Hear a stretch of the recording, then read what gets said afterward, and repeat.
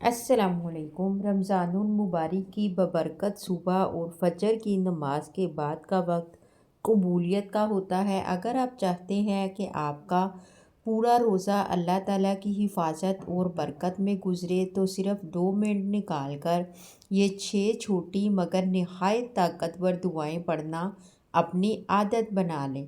ان دعاؤں سے آپ کا دن بھی سنور جائے گا اور آخرت بھی۔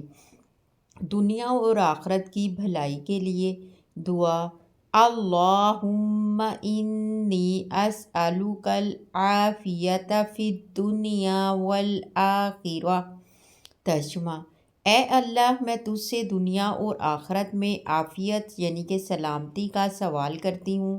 مغفرت اور معافی کے لیے دعا: ربنا اغفر لی۔ ترجمہ: اے ہمارے رب، میری مغفرت فرما، مجھے معاف کر دے۔ گناہوں سے توبہ کی دعا: استغفر اللہ ربی من کل ذنب واتوب الیہ۔ ترجمہ: میں اللہ تعالیٰ سے اپنے گناہوں کی معافی مانگتا ہوں جو میرا رب ہے اور اسی کی طرف رجوع کرتا ہوں۔ روزے اور عبادت کی قبولیت کے لیے دعا: ربنا تقبل منا انک انت السمیع العلیم۔ ترجمہ: اے ہمارے رب، ہم سے ہماری عبادت قبول فرما، بے شک تو ہی سب کچھ سننے والا اور جاننے والا ہے۔ اللہ تعالیٰ کی خاص رحمت پانے کے لیے دعا: یا راحم المساکین۔ ترجمہ: اے مسکینوں پر رحم کرنے والے، مجھ پر رحم فرما۔